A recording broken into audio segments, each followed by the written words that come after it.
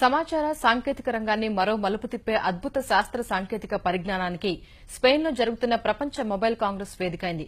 సమాచార వినిమయ రంగంలో సర్వసాధారణ అంశంగా మారిన వైఫై స్థానంలో ఇప్పుడు లైఫై అనే సరికొత్త టెక్నాలజీ వచ్చింది. వైర్లెస్ పరిజ్ఞానం కంటే 100 రెట్లు వేగంతో పనిచేయడం ఈ లైఫై ప్రత్యేకత కాగా, అత్యంత సులభంగా ఈ పరిజ్ఞానాన్ని అందిపుచ్చుకోవడం మరో ప్రత్యేకత. ఇంట్లో ఎల్ఈడీ బల్బు ఉంటే చాలు లైఫైకి కనెక్ట్ అవ్వచ్చు.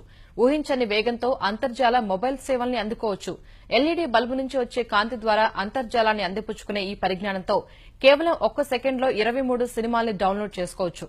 ఫ్రాన్స్ చెందిన ఓఎల్ఈడీకామ్ అనే అంకుర సంస్థ ఈ లైఫై టెక్నాలజీని ప్రపంచ మొబైల్ కాంగ్రెస్ లో ప్రజలకు పరిచయం చేసింది. ఒకే వైఫై కనెక్షన్ ఎక్కువ మంది ఉపయోగిస్తే అంతర్జాల వినిమయం వేగం తగ్గిపోతుంది.